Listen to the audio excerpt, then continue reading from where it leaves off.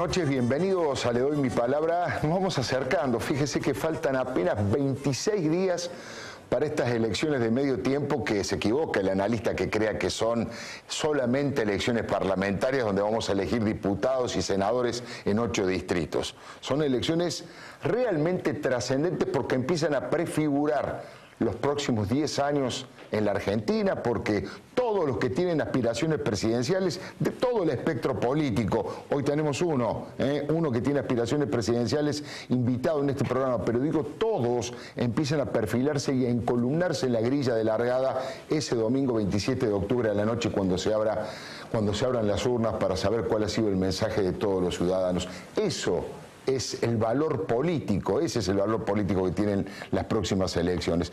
Empiezan a consolidarse ya los spots, las candidaturas, así que si usted todavía no tiene decisión tomada o si quiere ratificar algunos temas, le recomiendo que se quede, que hoy vamos a tener la posibilidad de escuchar un poco cuáles son las propuestas de los candidatos para que vaya tomando sus mejores decisiones. Así que le doy la bienvenida y estoy saludando también a nuestros columnistas, a José Antonio Díaz. Buenas noches, gracias por estar aquí. Alfredo. Carlos González Prieto, muchísimas gracias. José Antonio va a hablar acerca del ajuste K. Y Carlos González Prieto, dos cosas. Primero, respecto de un fracaso más de Guillermo Moreno, Iván, y también va a anticipar una medida de fuerza de una de las entidades del campo, como ya le he hecho en otra ocasión, con bastante anticipación. En el primer bloque vamos a conversar largamente con el doctor Hermes Wiener. Buenas noches, doctor. Buenas noches por estar aquí. Ha hecho unas declaraciones en los últimos días fuertes respecto del gobierno y la corrupción, respecto de la ausencia de gendarmes de la provincia de Santa Fe y algunos otros temas que vamos a conversar mano a mano. Está también con nosotros Álvaro González. Buenas noches, gracias por estar aquí. Candidato a diputado nacional por el PRO. Muchos temas para conversar con él. Está prometiendo que en instantes va a llegar un senador nacional que hoy cumple años y también un dirigente sindical que hoy en el Congreso de la Nación han hecho una presentación marcando una denuncia por escandalosamente anticonstitucional ese acuerdo secreto que este gobierno ha hecho a través de YPF con Chevron. De todo esto vamos a hablar en un ratito, pero como corresponde, déjeme que arranque con esta suerte de manifestación de principios que me representa absolutamente, que es este pequeñísimo de 20 y pico segundos spot que ha generado FOPEA, el Foro de Periodistas Argentinos. Véalo.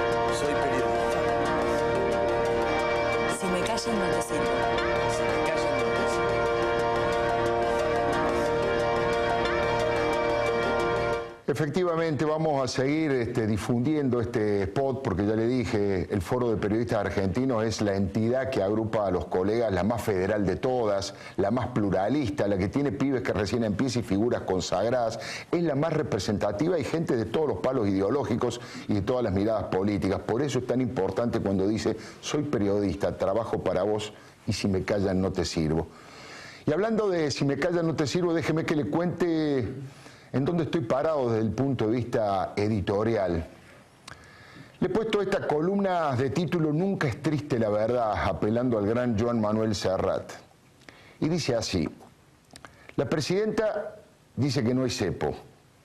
Con ese criterio de negar lo evidente, se podría decir que no hay inflación, que no hay inseguridad, que no hay agujero energético, tampoco hay autoritarismo. No hay oligopolios amigos, no hay periodismo subsidiado, no hay corrupción de Estado, No hay muertos en el siniestro ferroviario de Once, no hay ninguna relación de José Pedraza con Cristina Fernández de Kirchner y el asesinato de Mariano Ferreira. No hay una compra de $2 millones por parte de Kirchner días antes de una devaluación. No hay derrota electoral ni en Buenos Aires ni en Córdoba. ni en Santa Fe, ni en Mendoza, ni en Santa Cruz, tampoco hay derrota electoral en La Rioja. No hay casi 6 millones de votos que perdió Cristina Fernández de Kirchner. No hay ningún fracaso de Guillermo Moreno, no se vaya a confundir. No hay ningún funcionario procesado llamado Ricardo Jaime. No hay un vicepresidente, Amado Vudú, que no puede explicar el caso Chicone. No hay caída de las reservas del Banco Central. Mire, le digo más, no hay pobreza, no hay indigencia, no hay desocupación. En realidad, lo que no hay es vergüenza, humildad, racionalidad ni vocación republicana. No hay comprensión de que nunca es triste la verdad, lo que no tiene remedio. Le doy mi palabra. Bueno, lo prometido, ya está aquí el senador nacional por Corrientes y el radicalismo, Nito Artaza. Feliz cumpleaños, además. Bueno, muy gentil, muchas gracias. El día de su cumpleaños. Gracias a ustedes, buenas noches, Víctor, bueno, ¿cómo le va? Después le vamos a pedir al revés que usted nos haga algún regalito de su trabajo, de su profesión, si quiere, pero después ahora vamos a hablar con el doctor Wiener. Y está con nosotros también Hugo Quintana, que es el titular de la Asociación del Personal de Organismos de Control. Esté atento, porque vamos a contar con pelos y señales la presentación que han hecho hoy en el Congreso de la Nación con una expresión opositora bastante masiva, bastante representativa respecto de este verdadero escándalo a esta altura, que es el acuerdo de YPF y Chevron, donde hay cláusulas secretas que nuestros legisladores, los que tienen que controlar al Estado no pueden acceder. Pero de eso vamos a hablar en un rato. Bueno, doctor Wiener, hablando de estos temas de Chevron y YPF, pero quiero tomar el tema más globalmente. Usted no es alguien que ande diciendo, digamos, tirando tiros porque sí, ni generando fuegos artificiales. Sin embargo, ha caracterizado a este gobierno respecto del tema de la corrupción de una forma muy, pero muy dura. ¿Por qué? ¿Por qué ve a este gobierno como, no sé si dijo exactamente, y le pido que me lo repita, uno de los más corruptos de la historia o algo así? Sí, hablamos de cleptocracia, ¿no? Cleptocracia, exactamente, uno de los más... Sí. No, pero realmente el problema no es solamente los que roban, ¿no? Sino la impunidad que conlleva esto.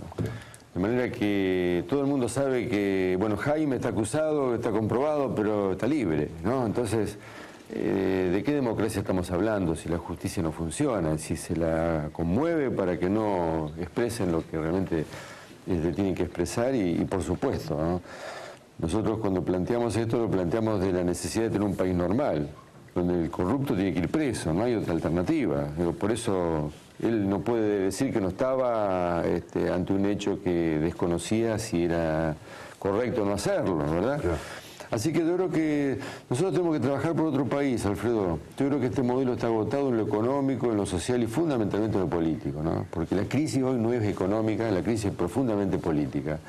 Y si nosotros no abordamos el problema de lo político, vamos a creer que, bueno, que la Constitución dice que se constituye una república, pero la república está integrada por 3 poderes independientes y, bueno, pero esos poderes están todos allí bastante manoseados como para decir hay que recurrir a la aplicación de los derechos que configuran los mismos. Y hablamos del federalismo, que es una forma extraordinaria para gobernar el país, porque permite realmente transferir a los lugares más cercanos de la gente las responsabilidades que pueden asumir. Bueno, realmente libera las manos Nosotros vemos un camino al revés, un camino de crecimiento de la concentración, sí, y de la falta de resolución de los problemas graves, como pasó con la Fragata Libertad, ¿no? Ahora tenemos el tema de Chevron. Bueno, es un tema grave, porque ¿cómo vamos a tener leyes secretas? ¿Cómo vamos a tener acuerdos secretos? Esto puede ser, no sé, en algún estado de alguna dictadura, pero no en un estado democrático, ¿no? Yo estaba pensando respecto del tema de la corrupción, le quiero pedir su opinión. Digamos, ¿por qué hay distintos tipos de corrupción? Muchas veces he trabajado al principio cuando se fundó Poder Ciudadano con Moreno Ocampo respecto a los temas de corrupción. Prácticamente corrupción hay en todas partes del mundo y en todos los gobiernos, pero hay una corrupción que es una suerte de corrupción de Estado en el sentido que hay una matriz, hay una suerte de trabajo desde el Estado, porque que un secretario de Estado, que un ministro pide una coima, está muy mal, por supuesto, pero es bastante habitual en todos los gobiernos y en todos los países. El tema, lo que no es tan habitual, es que haya una estructura dedicada a la inmoralidad y a la corrupción, ¿no? Sí, claro, y creo que esto es lo que realmente preocupa, ¿no? Porque hay una institucionalización, ¿no? Exactamente. Tan es así que llegó en un momento, bueno, en Brasil un candidato a gobernador de San Pablo planteaba el roba pero hace. Claro. Y bueno, mientras haga, basta que no robe tanto, entonces genera esta idea que nosotros éticamente no estamos de acuerdo en que se robe poquito, ¿no? Porque usted está manejando el dinero que no son de usted. Y cuando hay un hecho de corrupción, seguramente que es dinero que le falta a los que más necesitan, no tenga ninguna duda. Porque aquel que tiene y tiene sus derechos se defiende, pero aquel que no tiene y tiene derechos también, no puede defenderse. Entonces, creo que realmente esto va mucho más allá de una cuestión del monto, sino que va a una cuestión ética que tiene que ver precisamente con un concepto que tenemos que transmitir en los gobernantes. Mire, nosotros hace más de 20 años que estamos gobernando la ciudad de Rosario. Y hace 6 años que estamos gobernando la provincia de Santa Fe. Sí. No tenemos una denuncia de corrupción. No hay ninguna acusación ante la justicia de que podemos haber incurrido en un acto de esta naturaleza. Es un buen dato, ¿sabe por qué? Porque mucha gente dice los socialistas en toda su historia no tienen demasiadas, o casi ninguna, si es que tienen alguna denuncia de corrupción, pero porque no han gobernado en muchos casos. Claro. Pero bueno, cuando uno gobierna y realmente sale del gobierno sin denuncias de corrupción, quiere decir que ha tenido la posibilidad de robar y no lo ha hecho, con lo cual potencia su capacidad ética, ¿no es cierto? Bueno, yo creo que realmente lo que tenemos que buscar es premiar a gobiernos decentes. Y se los premia de una única forma, ¿no? Que es con el voto.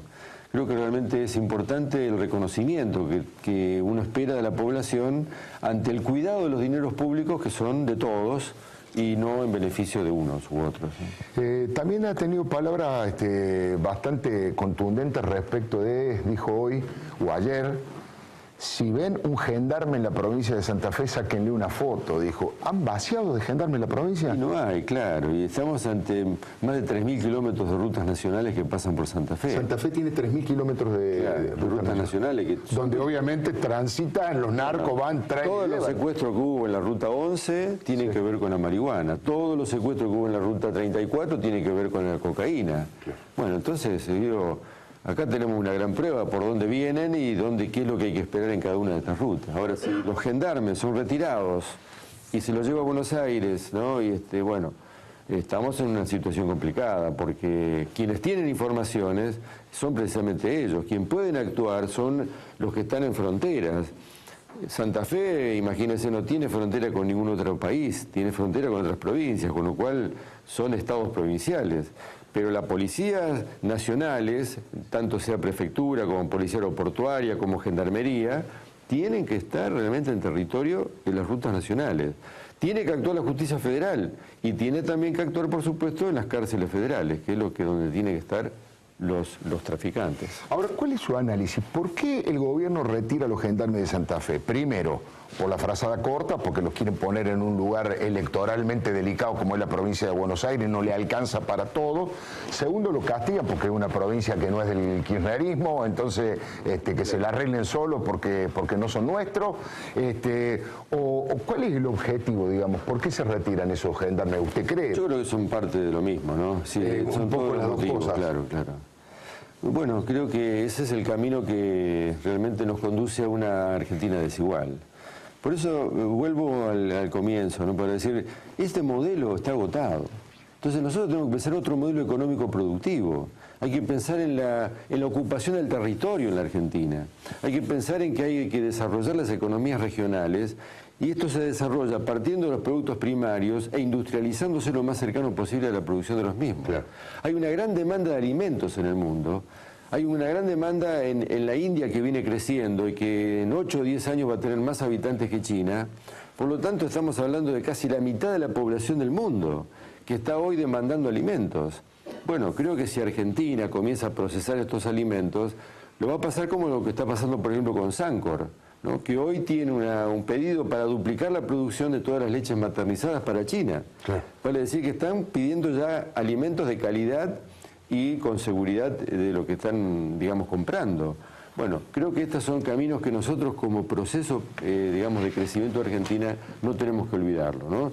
Estamos realmente ante una gran posibilidad que la ciencia y la técnica vinculen al vegetal como uno de las fábricas vegetales, como una de las revoluciones industriales, porque permite realmente a través del vegetal producir una serie de elementos extraordinarios, desde medicamentos, desde componentes para el desarrollo proteico de los productos vegetales. Hoy se puede producir, por ejemplo, a partir del maíz, bioplásticos, claro, que son degradables, ¿no? Bueno, todo lo que se puede producir a través de la soja en sus distintas cadenas de producción, tanto sea alimento animal como sea producción de biocombustibles, en fin. Todo esto se puede realmente producir y transformar en el país. Lo que es una derrota en nuestro sistema es exportar harina proteica a países vecinos e importar de países vecinos cerdo. Creo que esto lo pueden hacer nuestra gente y lo tenemos que fomentar para que se hagan y hacer de esta producción un hecho sustentable. Estaba pensando, doctor, que usted ha recibido por parte del Gobierno Nacional dos momentos fuertes en donde lo han puesto en la mira. La primera desde el propio Congreso de la Nación con, yo diría, uno de los líderes más cercanos a Cristina Larroque, hablando de narcosocialismo. Eso lo afectó bastante, digo, lo afectó personalmente, lo afectó como es gobernador, como santafesino. ¿Sabe que no? Porque no es cierto. Claro. Entonces lo que no es cierto no afecta, digamos, ¿no? Al contrario, uno dice, ¿qué le pasa a esta gente que está con ese problema? No es así. Nosotros lo tomamos, nos afecta cuando es algo así, alguna metida de pata que podemos haber hecho, bueno, uno dice, cuídate en esto, ¿no? Claro. Pero esto no. Alguien puede sospechar que nosotros podemos estar en el narcotráfico. Mira, hace más de 20 años que venimos combatiendo la idea de que las drogas que pasan por Argentina, todos estos operativos que hubo, Langostino, Strawberry, todo lo que se conocimos en su tiempo, no están solamente de paso, en algún momento se quedan. ¿Y a dónde se quedan? Se quedan en la juventud, se quedan en toda la economía del delito. Entonces, es un hecho pernicioso para nuestro país y es un hecho, por supuesto, pernicioso para cualquier provincia. Estaba pensando, doctor, que por supuesto que nadie puede pensar de usted ni del socialismo que sean discriminadores con los inmigrantes, nuestros hermanos latinoamericanos o hermanos de otras provincias. Y sin embargo, esta última semana ha recibido fuertes críticas respecto de una declaración que hizo a propósito del incremento de la pobreza en el Gran Rosario, en lugares de Santa Fe, producto, bueno, mejor explíquelo usted cómo lo dijo y qué es lo que dijo y si está arrepentido de algo o a propósito lo editaron. Está el texto, claro. Así que lo mejor de todo es conocer el texto con las comas y todo, que eso es lo que he manifestado. Ahora, ¿el gobierno cree que no hay pobreza en la Argentina? ¿El gobierno cree que la pobreza está dibujada? ¿Que el Observatorio Social de la Iglesia de la Universidad Católica Argentina está equivocada? Esto lo vemos nosotros. Al lado del casino en Rosario crece la vida miseria. Entonces, digo, esta es la sociedad desigual que nosotros tenemos que frenar. ¿Y cómo se frena? Con otra propuesta. No solamente, digamos, estar en contra de este gobierno, sino decir, bueno, mira, acá necesitamos otra construcción social que permita realmente incluir al ciudadano. Y hay dos elementos que incluyen. El primero es la educación y el segundo es el trabajo. Y si quiere al revés, primero el trabajo, el segundo la educación. ¿Por qué? Porque el trabajo da dignidad y la educación nos hace libres. Entonces hay que trabajar en este camino para tener un proyecto de país que piense en lo social, que piense en lo económico, productivo, que piense que podemos realmente tener una propuesta certera de construcción de una sociedad mejor. ¿Usted cree, doctor, que todo indica que si sumamos los votos de aquellos que se autotitulan peronistas en las elecciones PASO, se acerca casi al 70%, 60 y pico por ciento, 60%, y en elecciones anteriores ha pasado lo mismo. ¿Usted cree que es imbatible el peronismo, digamos, que Argentina no tiene posibilidad de tener otro gobierno que no sea de matriz peronista? Y nosotros pensamos que sí, mire, nosotros no somos antiperonistas, ¿no? Pero cuando entramos a Rosario, todos decían la capital del peronismo. Rosario es la capital del peronismo, no había otro partido que pueda ganar las elecciones que el peronismo. Claro. Bueno, nosotros demostramos que sí, se puede no solamente ganar, sino gobernar. Y las políticas nuestras han sido reconocidas por organismos internacionales. Fíjese que la semana de la atención del prematuro, sí, que promueve la UNICEF... Estamos en la semana del prematuro. Bueno, el acto central se va a hacer en la ciudad de Rosario. ¿Por qué? Porque la salud pública de Rosario ha logrado tener la mortalidad materna más baja del país. y por tener la mortalidad infantil una de las más bajas del país. Entonces creo que esto realmente es un reconocimiento, porque esta es la salud pública. Es una salud donde usted tiene, esto no es un tema simple, es un tema muy complejo, el tema de que la madre, ¿no?, está peligrando su vida. No, la madre tiene asegurada su vida en tanto y en cuanto las políticas en sanidad sean adecuadas para el ser humano. Esto es lo que estamos haciendo. Entonces, digo, en esta construcción social, en esta posibilidad cierta de construir realmente una sociedad mejor, tiene que ver lo que practicamos todos los días. Santa Fe era lo mismo, solamente el peronismo podía ganar. Mire, nosotros, vuelvo a repetir, no somos antiperonistas, pero sí creemos que se puede gobernar y que también podemos gobernar si se acerca un pedazo del peronismo o lo que quieran para poder gobernar la ciudad de Santa Fe o la provincia de Santa Fe. Están abiertas las puertas. Mire, nosotros tenemos muy buena relación con los sindicatos en la provincia de Santa Fe. Sí. Hemos tenido reuniones extraordinarias con ellos. No dejan de ser peronistas. Además, creo que está en el ADN del sindicalismo argentino. Pero también no comen vidrios. Piensan que realmente ellos tienen que sustentar su jefatura en su sindicato, ¿no?, de acuerdo a lo que ellos luchan por los derechos de los trabajadores. Y este realmente es el funcionamiento de la democracia. Que haya una tensión, sí, claro, es bueno, pero que también haya una propuesta para salir adelante. Qué interesante lo que acaba de decir en boca de un socialista, ¿no?, que en el ADN de los trabajadores, de los sindicatos, está el peronismo. Es una realidad, pero digo, que lo diga alguien del socialismo. Hablando de peronismo y de Santa Fe, ¿por qué Carlos Alberto Reutemann es el pasado y usted lo criticó que estuvo ahí con Massa y con la gente de la mesa de enlace? Bueno, porque es así. Yo digo, es una buena persona, yo, en fin, tengo un buen trato personal con él, pero creo que es un tiempo donde esa expectativa que él generó un momento que finalmente dijo que no, porque hubiese podido ser presidente, sí, fue una gran oportunidad que perdió, ¿no? Entonces, esas oportunidades no se dan cada año bisiesto, no se dan una vez y no se dan nunca más. Claro. Entonces, creo que esto es lo que uno piensa, bueno, puede estar en otro lugar, puede seguir siendo senador, en fin, puede defender intereses de la provincia, puede ser un embajador internacional para conseguir mercados, en fin, puede tener muchos roles, ¿no? Pero me parece que en esa reunión de algo que nace como es el masismo y algo que me parece que es un tiempo inadecuado. La doctora Carrió, que integra su espacio de alguna manera en la ciudad de Buenos Aires, en UNEN, ha denunciado que hay en marcha un golpe de Estado, que hay sectores destituyentes, yo diría casi con palabras similares a la que dice Cristina Fernández de Kirchner una vez por semana o dos. ¿Cómo es la mirada de ustedes? ¿Hay un sector de la Argentina que está conspirando contra la democracia? Yo creo que no hay espacio para eso. Realmente sería una gran frustración para Argentina que si en medio de tantos problemas por resolver, jugamos a la interna en el país, ¿no? Yo creo que hay que pensar en que es necesario construir un país normal, un país con plenos derechos, un país donde la Constitución se respete, un país donde el federalismo sea un objeto alcanzable, donde la autonomía de los municipios funcionen, un país donde haya trabajo, donde haya educación, donde haya viviendas, en fin, no porque está en el artículo 14 bis, sino porque son derechos fundamentales de todo ser humano. Y creo que ese es el camino que nosotros tenemos que marcar.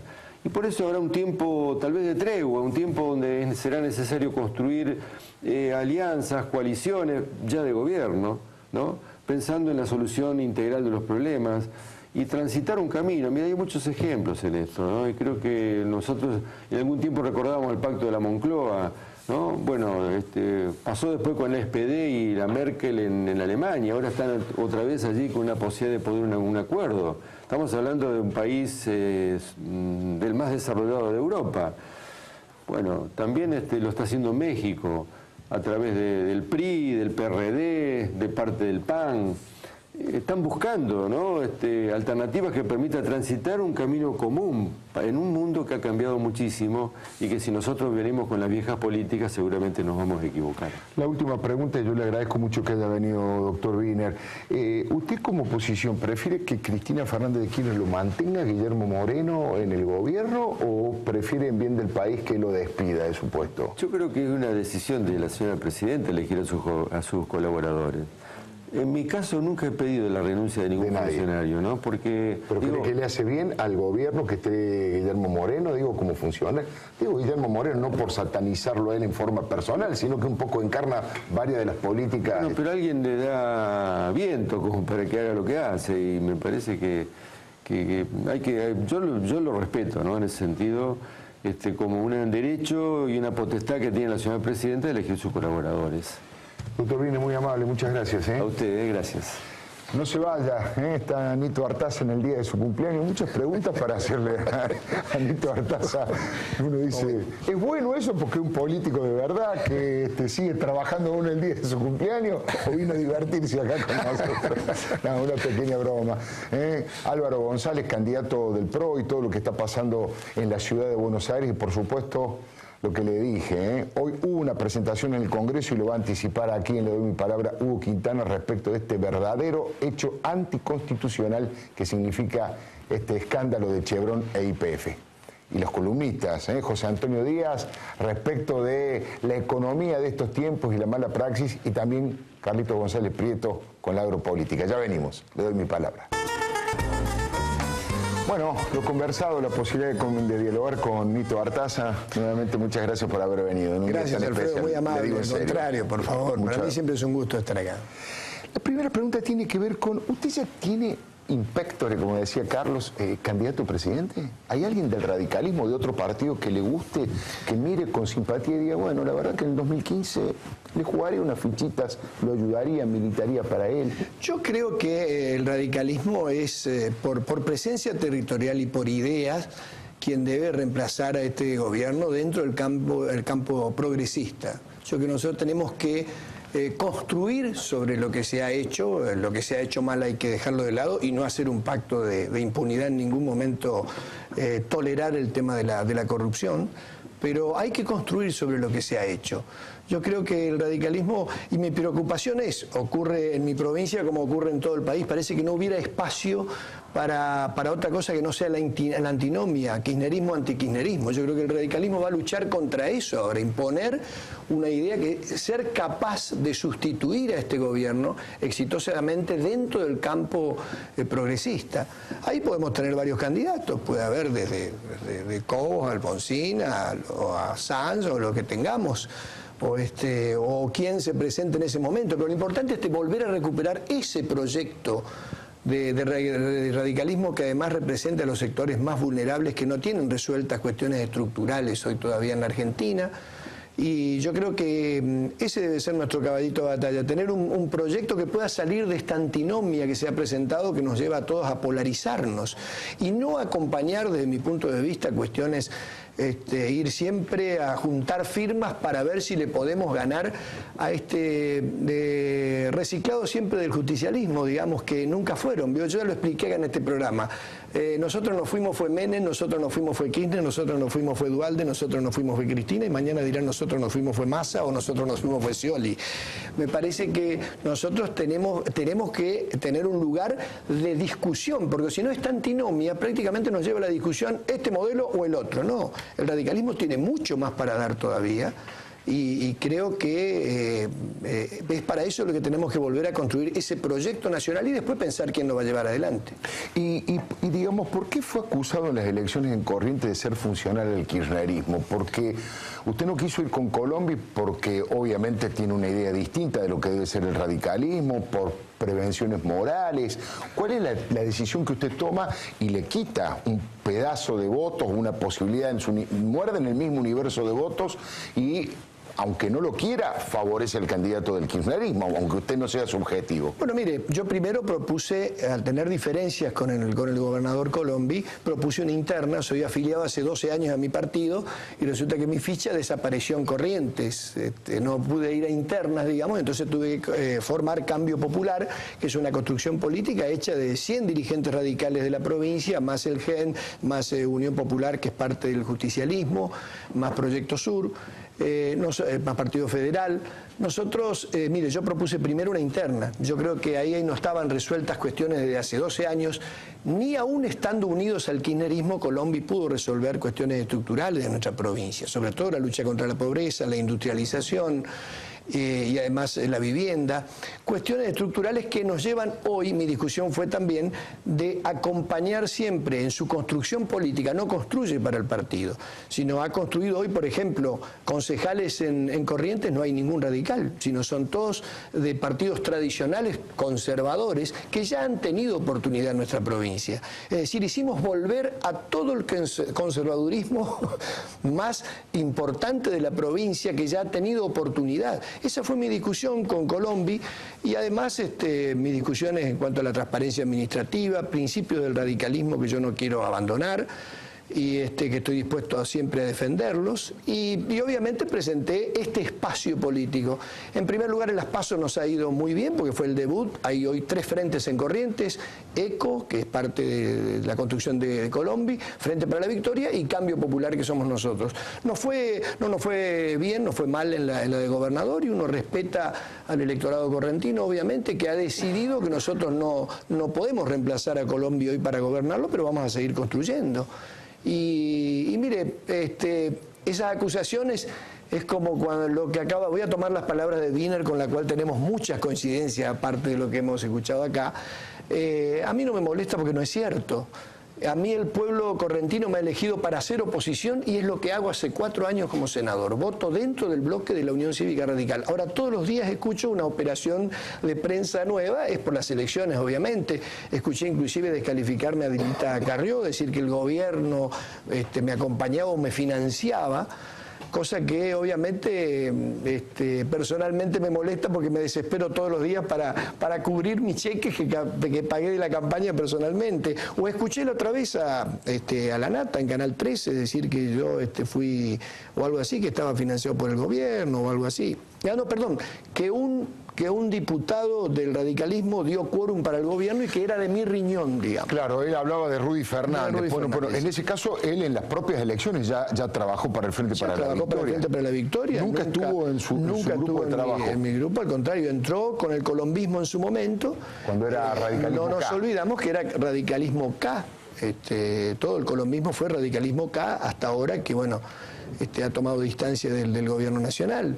También hay un diputado del colombismo que no fue a la votación, siéndole funcional también al gobierno, pero esas discusiones no las quiero dar fuera de Corrientes, me gustaría siempre presentarlas en un debate.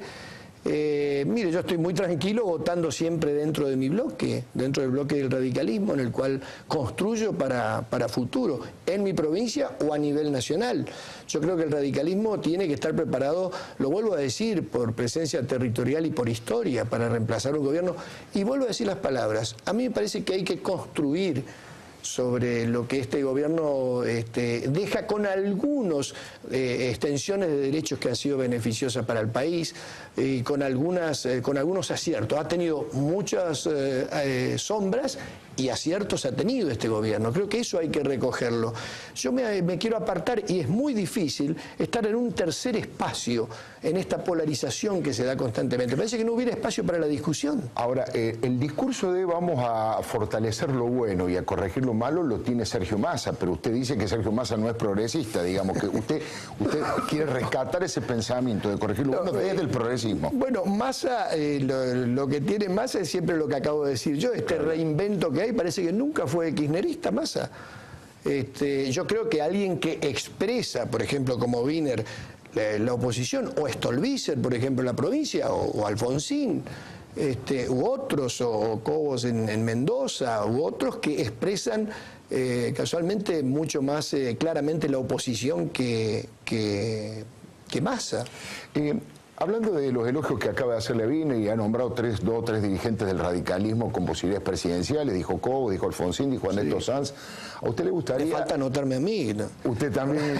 No, porque no, ha sido senador con poco tiempo dedicándose a la militancia política, enseguida fue senador, no hay que descartar nada. Lo que yo le pregunto es, ¿le gustaría el mecanismo de UNE en la capital a nivel nacional para elegir la fórmula presidencial para el 2015, una interna en la que participen Cobo, Wiener, Sanz, Alfonsín, la doctora Carrió, digamos, están dentro de ese mismo espacio.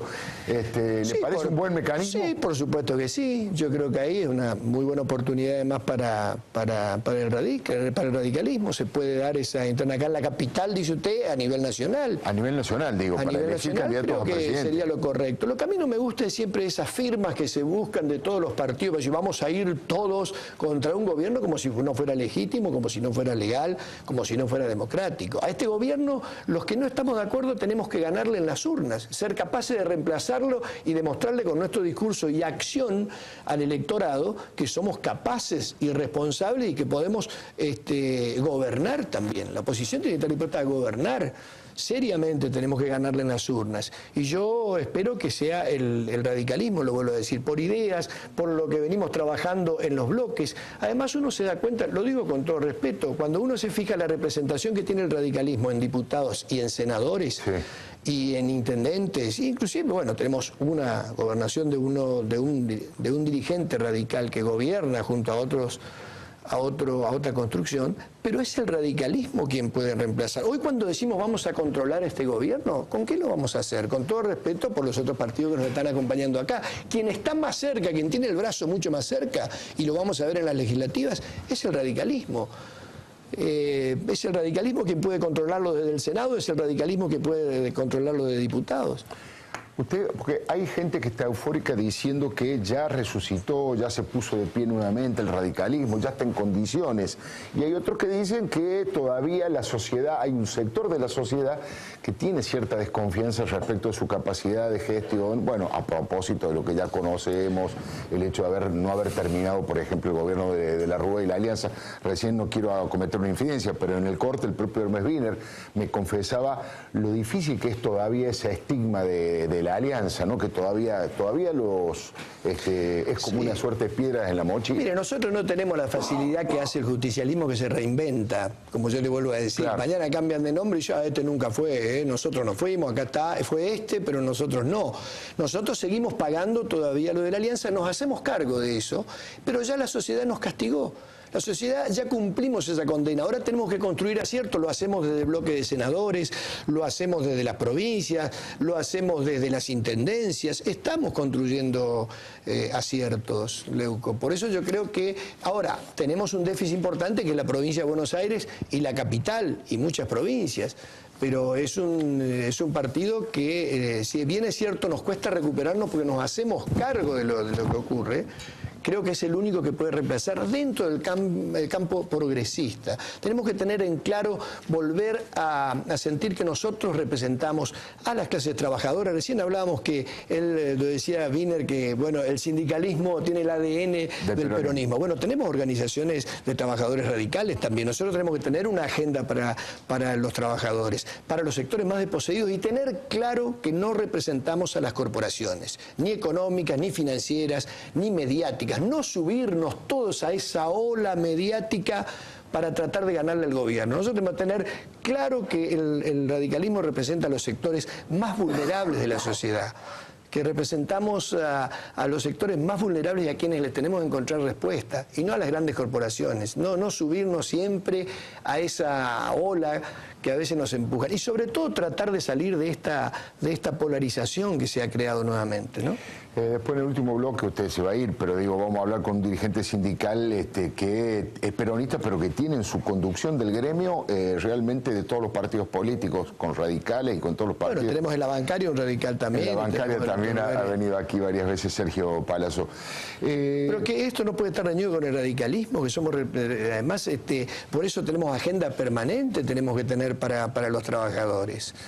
En eso tenemos que tener muy claro. Eso es lo que yo siempre reclamo dentro de mi bloque, y por eso que trabajo dentro de la Comisión de Trabajo permanentemente con proyectos para los trabajadores. Le pido muy cortito una reflexión. Una cosa quería decir. A mí me da mucho miedo, bueno, acá hay dirigentes también, pero que seguramente van a expresar. Me da la impresión a mí que no podemos, con el péndulo de la historia, volver a perder algunas cuestiones que se han ganado últimamente dentro del campo popular. Por eso me da miedo que el péndulo de la historia nos lleve hacia el pensamiento de centro derecha. Con todo respeto lo digo acá, habiendo además dirigentes que expresan ese espacio. Yo creo dentro del campo progresista el radicalismo tiene que trabajar mucho y tiene mucho más para darle al país todavía. Senador Artaza, muy amable, muchas gracias. Muy amable, gracias por invitarme el día de mi cumpleaños. Saludos. Gracias por haber venido, que ande muy bien. Bueno, José Antonio Díaz había prometido hablar nada menos que de los ajustes K. De los ajustes K. Del ajuste en realidad postelectoral. La pregunta es, ¿qué va a pasar? No tanto el 27 de octubre, que parece estar bastante claro en la política o en los votos, sino el día después. ¿Qué va a pasar? El gobierno tiene que ajustar la economía, tiene que haber cambios en el equipo económico.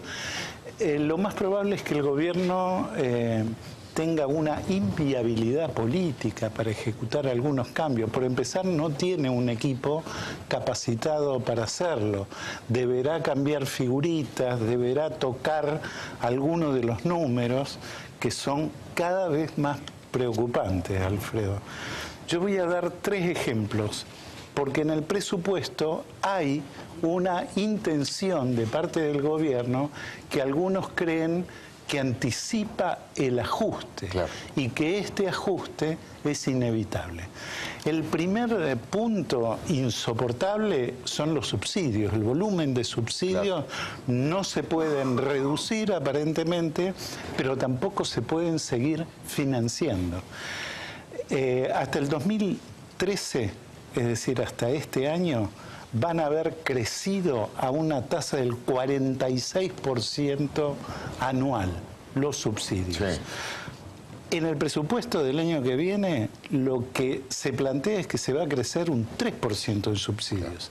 Es decir, tiene que haber un ajuste descomunal, un tarifazo de prácticamente todos los servicios públicos para que esto sea lógico. Uno puede decir, no, el presupuesto miente. Es mentira. Tal vez la ley de emergencia sirva para reasignar recursos. Pero bueno, pero es cierto que pero de todas maneras, el objetivo es monumental al lado del tipo de crecimiento del subsidio hasta este punto. Con la energía ni hablar. Este tema es muy complejo, lo hablamos 1000 veces acá. Este año se va a haber crecido en materia de importaciones energéticas un 50% respecto al año pasado. Vamos a estar en los 14.000 millones de dólares. Impresionante. Impresionante, una cifra impresionante. Más impresionante es que en los últimos 2 años y medio importamos por 32.000 millones de dólares. Es decir, es una corrida de dólares espectacular, no como la que generó el cepo cambiario en noviembre del 2011. El ajuste fiscal. Aquí hay otro punto muy importante. Los profesionales, economistas, dicen que hay que calcular un ajuste fiscal de una cifra que se podría ubicar en los 100.000 millones de pesos. ¿Por qué? Vamos a terminar con un déficit fuerte este año. Vamos a tener un déficit primario de 24.000 millones de pesos, un déficit financiero de 71.000 millones de pesos. Y en el presupuesto está previsto que el Tesoro se financie el año que viene con casi 60.000 millones de pesos del Banco Central y 28.000 millones del ANSES. Es decir, es una catarata, es un vaciamiento generalizado de instituciones muy importantes. Ni hablar del Banco Central, pero estamos hablando también del ANSES, porque estamos hablando de plata que tiene que ver con el Fondo de Garantía de Sustentabilidad, que es con lo que se paga a los jubilados y se va a pagar a los jubilados en el futuro. Entonces, ¿cómo es posible que estos números funcionen, se acomoden, si no es a través de un ajuste? Ese ajuste obviamente no puede recaer solo en el gobierno. Evidentemente Cristina Fernández lo ha dicho 1000 veces, no está dispuesto a hacer ajuste, pero tampoco estaba dispuesta a devaluar. Y estamos devaluando al 26% anual, lo que genera más expectativas de devaluación justamente, claro, y de inflación. Bueno, una cosa son las palabras, los hechos cada vez nos ponen ante el desafío de fijar posición, como aquí se decía en la mesa. Es responsabilidad del gobierno, principal responsabilidad del gobierno. Ahora es principal responsabilidad también de los que empiezan a heredar este poder, ¿no? Este poder. José Antonio Díaz, con la información puesta en contexto para, bueno, tener la posibilidad de analizar los números finos de la economía. Carlos González Prieto, hay dos temas que has traído, bueno, ¿por qué no empezás a desarrollarlo? No sé por cuál querés empezar. ¿Qué tal, Alfredo? Vamos a empezar por Moreno, Guillermo Pongui Moreno, como lo han bautizado en los medios, el hombre que maneja, por llamarlo de alguna manera, la política agropecuaria en la República Argentina, que está organizando otro viaje. ¿Se acuerdan que fue a Angola el año pasado? Otro viaje con empresarios, en este caso a Georgia y Armenia, y se le está complicando y mucho juntar a estos empresarios para que viajen. Claro. Está previsto para antes de las elecciones de octubre. Si me permitís, me tomé el atrevimiento de traer un cuadro, ahí está el monitor ahí. Este cuadro está en el Museo Sívori. Es de Carlos Victorica del año 35 y se llama El Secretario. Es realmente asombroso si hablamos. Moreno nació en el 55, 15 años después, y bueno, nada, era para ilustrar un poquito la nota. El regreso de los muertos vivos. Cuando hablamos de Moreno, más allá de las cuestiones de color, ¿no? Esto de la pistola arriba de la mesa, de la bravuconada, de la cosa de matón, está bueno analizarlo por los resultados. Claro. La política general, la inflación, no hay nada que acotar. Pero ya metiéndonos en temas agropecuarios, tomamos dos productos emblemáticos de la economía y del ADN de los argentinos, que es la carne y el trigo. Vemos una placa, el ocaso del bife argentino. Esto es, Moreno lo hizo. Estábamos en el año 2003, terceros como exportadores mundiales de carne, y luego de las políticas de Guillermo Moreno pasamos al puesto número 11. Cuando hablamos de trigo, ya hablamos también en este espacio de la crisis de este cereal. En el año 2006 Argentina estaba cuarto. Como exportador de trigo, luego pasó a estar 10º y hoy no hay trigo, no se importa trigo porque Moreno no quiere, porque demostraría... Además los volúmenes que estoy viendo, ¿no? De 12.231 a 3.000, ¿no? 4 veces menos, ¿no? 4 veces menos, es tremendo. Y esto es más grave, Alfredo, cuando lo situamos en un contexto muy benévolo para los países productores de materias primas.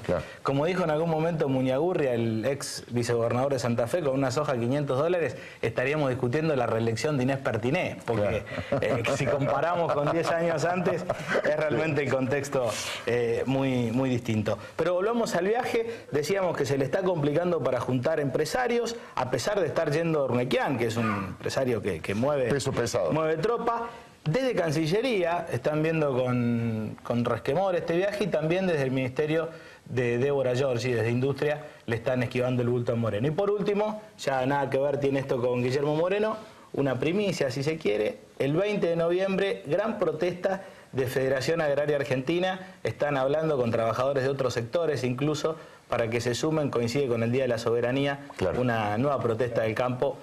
En principio, solo Federación Agraria. Solo Federación Agraria. A propósito de eso, Eduardo Bussi hoy anunció que apoya electoralmente a Fernando Pino Solanas. No se vaya. Yo le dije que está aquí Álvaro González, que es candidato a diputado del PRO, pero además es funcionario en un lugar muy importante en la ciudad de Buenos Aires, que tiene que ver con la transparencia, con la gestión. Vamos a hablar de eso. Y lo prometido desde el principio. Hoy se presentó en la Cámara de Diputados. Mañana va a estar en los diarios. Es la presentación que han hecho respecto de este escándalo de Chevron YPF, iniciado por Hugo Quintana y acompañado realmente por una cantidad de diputados y una variedad desde el punto de vista político e ideológico que vale la pena conocer en profundidad. No se vaya, le doy mi palabra. Enseguidita nomás vamos a conversar con Hugo Quintana, el secretario general del gremio de la Asociación de los Organismos de Control. Pero es el turno de conversar con Álvaro González, hablando de control. Él es subsecretario de Asuntos Públicos de la Ciudad de Buenos Aires, más allá de que es candidato a diputado por el PRO. La primera pregunta es política. Esto que ha contado Mauricio Macri en la mesa de Mirta Legrand respecto de que Cristina Fernández de Kirchner le atiende el teléfono y han hablado últimamente, ¿qué valoración política se le puede dar? ¿Hay un intento de romper ese frío, ese hielo que había, esa hostilidad, es oportunismo? ¿Cómo lo ve usted?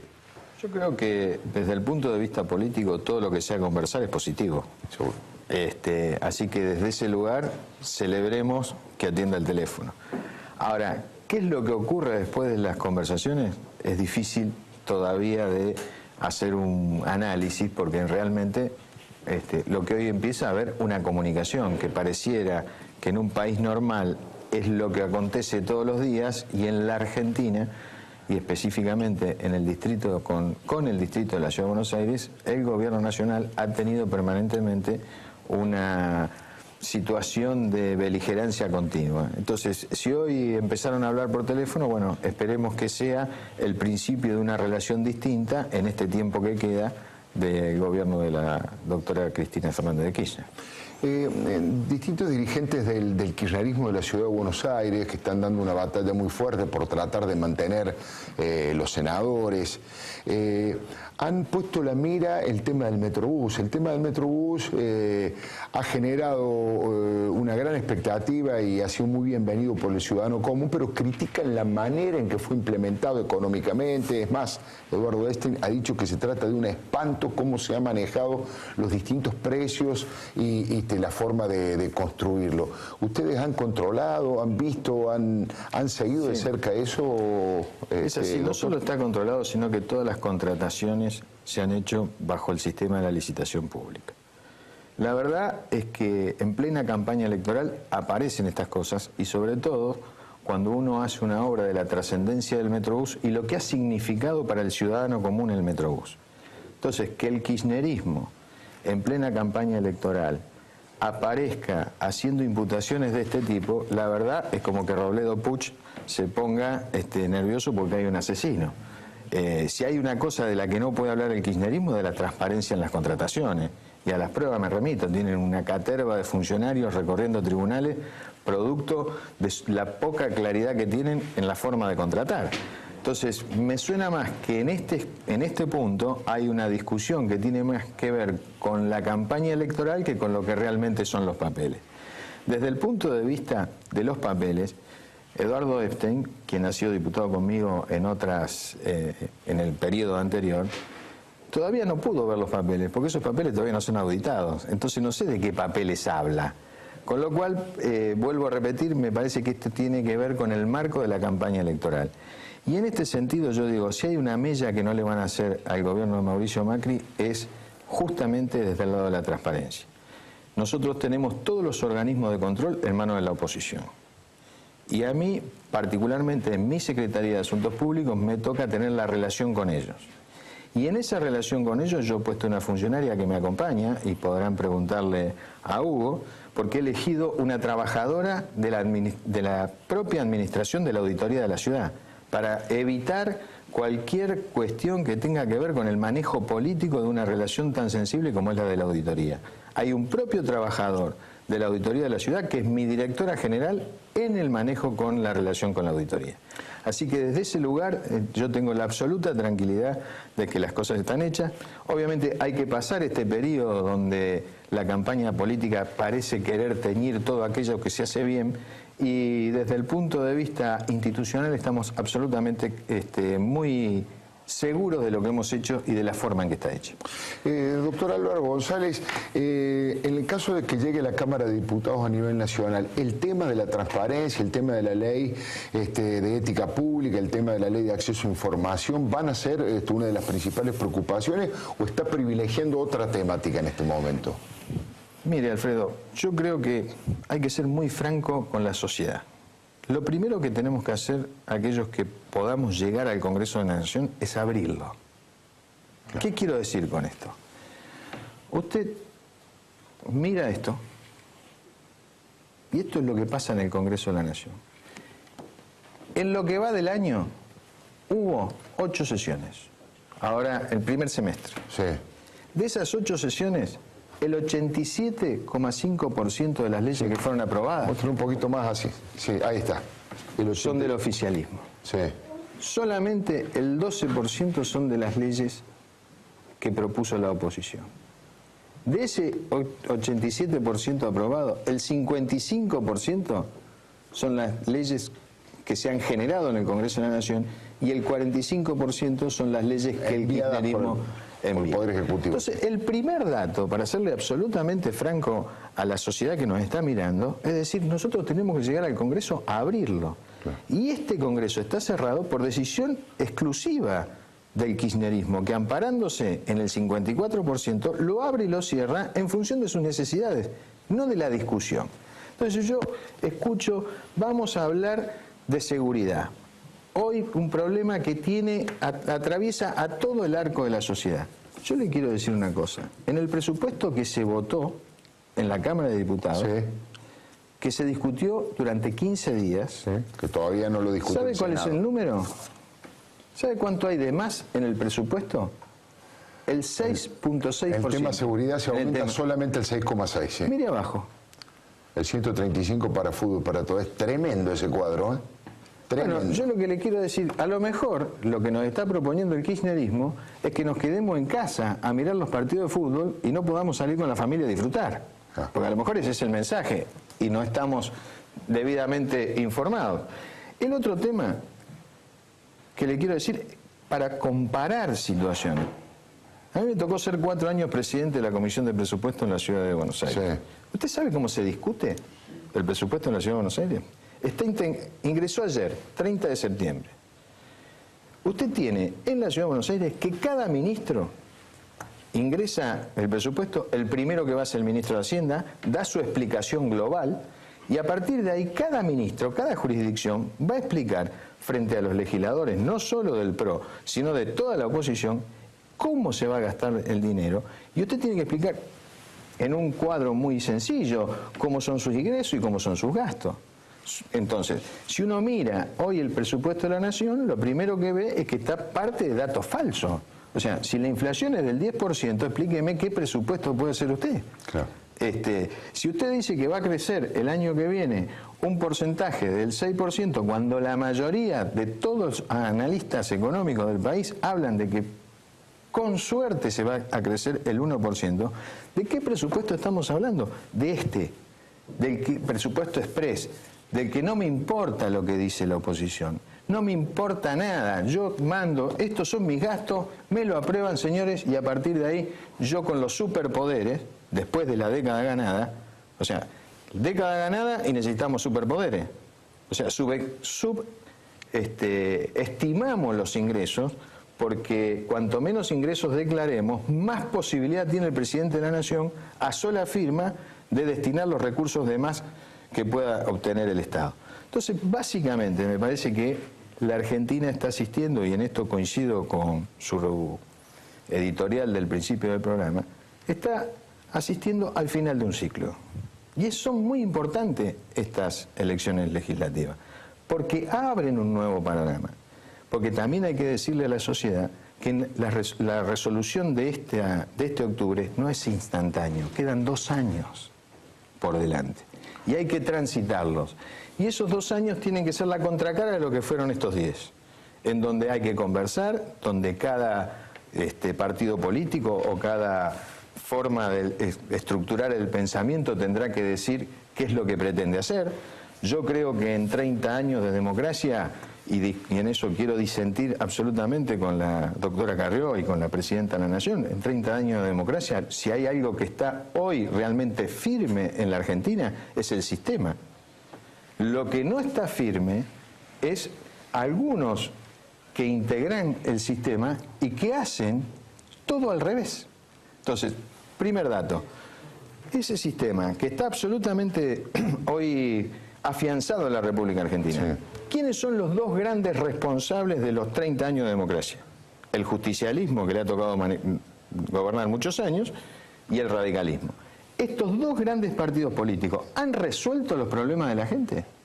Entonces, a nuestro criterio, y ahí va donde Mauricio se planta como la posibilidad de decir, bueno, señores, nosotros somos el cambio. Y ese cambio lo podemos expresar con una forma distinta de gobernar en la ciudad. Y esa forma distinta de gobernar en la ciudad no es lo que decimos, es lo que hacemos.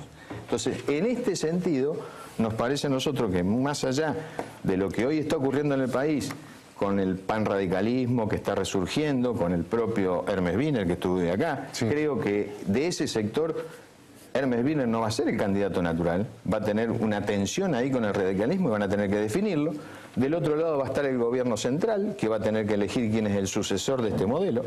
Y por otro lado hay un gran callejón central que es el centro, en donde está Sergio Massa con el Frente Renovador y Mauricio Macri con el PRO. Le agradezco muchísimo, doctor Álvaro González, que haya venido. No, le agradezco muchísimo la invitación. Y le tengo que hacer un elogio. Sí. Leí este fin de semana su artículo de Cría Cuervo. Bueno, suscribo. Muchísimas gracias. Muy amable. No se vaya. ¿Pueden los argentinos controlar el acuerdo entre YPF y Chevron? Ese es uno de los temas que vamos a tratar enseguidita nomás con Hugo Quintana. No se vaya. Le doy mi palabra. Bueno, vamos a escuchar de la boca del propio Hugo Quintana, el secretario general de la Asociación del Personal de Organismos de Control. Bueno, ¿qué presentación han hecho hoy en el Congreso y antes en los tribunales respecto de este acuerdo YPF-Chevron?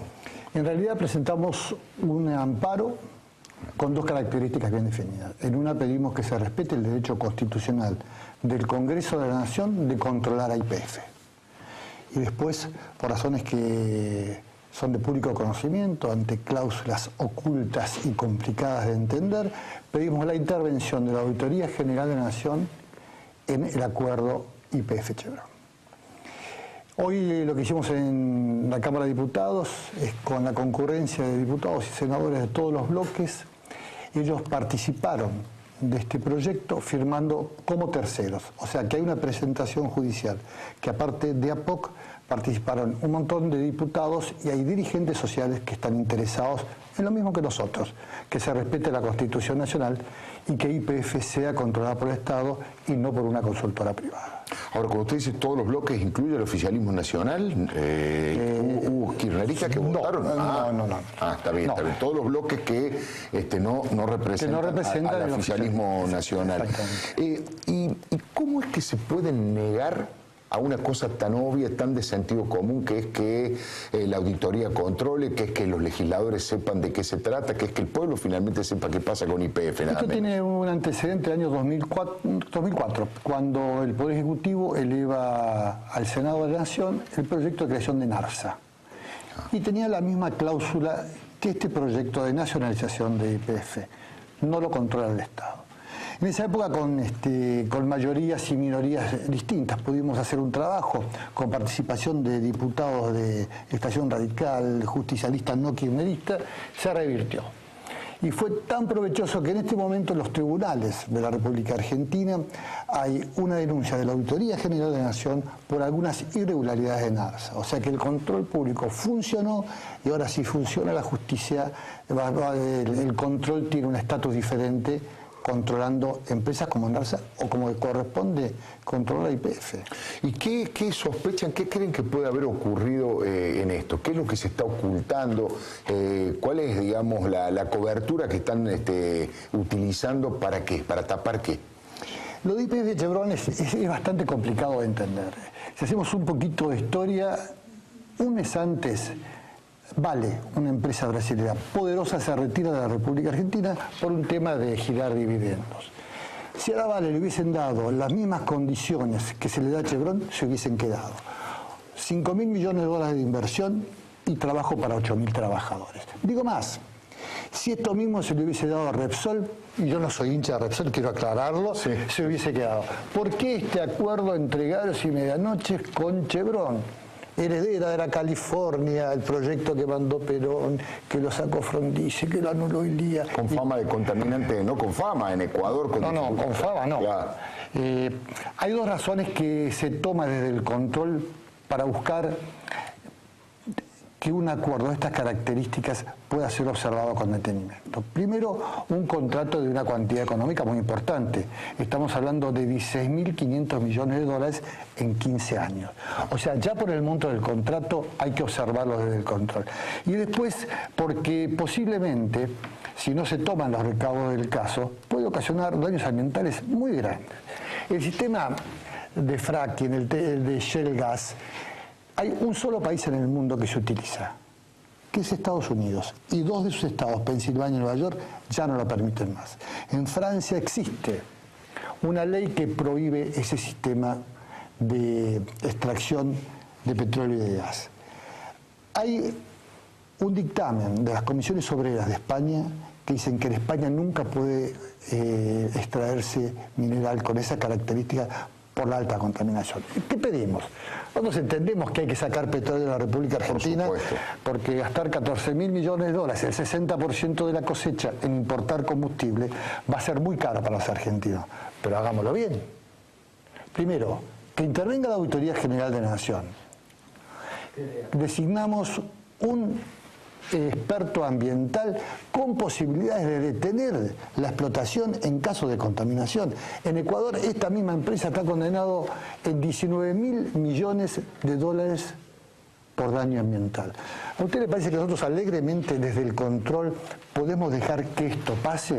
Por eso los legisladores entendieron y decían, ¿cómo puede ser que un derecho tan claro como el de controlar una empresa del Estado, una sociedad anónima con capital actual mayoritario, tengamos que recurrir a la justicia? Bueno, funcionará la República. La justicia puede controlar si una ley es constitucional o no, y esta claramente no lo es. No lo es, ¿por qué? ¿Cuáles son los elementos principales que la hacen inconstitucional? Esto, que tenga cuestiones secretas, o también la posibilidad de explotación durante más del periodo que es permitido habitualmente. YPF tiene que ser controlado por el Congreso y por la Auditoría General de la Nación. El artículo 85 de la Constitución Nacional dice: corresponde al Parlamento el control originario de toda la administración pública en cualquiera de sus formas. Y de repente aparece una empresa de estas características como YPF, que la resolución 130 del año 2012 del Ministerio de Economía dice: se podrá girar YPF hasta 2.000 millones de dólares. ¿Cómo es? Del erario público salen 2.000 millones de dólares y no lo controla el Estado. Es la verdad que es impensable. ¿Usted recuerda el caso Enro? Sí. Bueno, una gran estafa contable en una petrolera, mire qué casualidad. Sí. Y un estudio privado, Arthur Andersen. Eso hizo temblar la economía americana por darse esta sociedad que hoy el gobierno nos propone. Una empresa privada controlando una empresa petrolera con posibilidades de causar un gran daño. Yo creo que la justicia tiene que expedirse favorablemente, porque aparte es calidad institucional, es control ambiental y es la posibilidad de que los argentinos dejemos de pagar 14.000 millones de dólares para importar energía. Hay que sacar energía, pero hay que sacarla bien, sin daño ambiental y siguiendo las normas. La última pregunta, Quintana, y políticamente, ¿qué significa esta presentación? ¿Qué perspectivas tiene políticamente? ¿Esto va a nuclear finalmente a todos los sectores opositores detrás de esta presentación? Nuestra intención es que no solamente nuclea a los legisladores, sino a dirigentes sociales. Yo creo que hemos hablado con dirigentes sociales, con dirigentes gremiales que están interesados en participar de esto, y vamos a hacer un llamamiento a que la gente se sume de alguna manera. Como los legisladores tienen legitimación partida, pueden estar en juicio, y creo que va a ser una cuestión nacional. YPF es una cuestión nacional. No tenemos que permitir que pasen estas cosas, que sean muy dañinas para los argentinos. Quintana, muchísimas gracias, muy amable. No, gracias a usted. Presentación hecha hoy mismo en el Congreso de la Nación, mañana va a estar en los diarios, pero hoy estuvo aquí en Le Doy Mi Palabra. Les recomiendo que no se vaya. Viene Cecilia Lucía Puig con su programa Líderes, y en este caso realmente es una entrevista en Colombia con una verdadera líder social. Estoy hablando de Catalina Restrepo Escobar. Logró bajar la mortalidad infantil en Cartagena en un 80%. Una mujer que ha luchado contra la pobreza extrema y que es la única mujer latinoamericana elegida entre lo que se llaman líderes humanitarios mundiales por la CNN. Una entrevista a fondo para conocer un proyecto solidario y una mujer realmente que ha ayudado al desarrollo de un país. No se vaya, le doy mi palabra.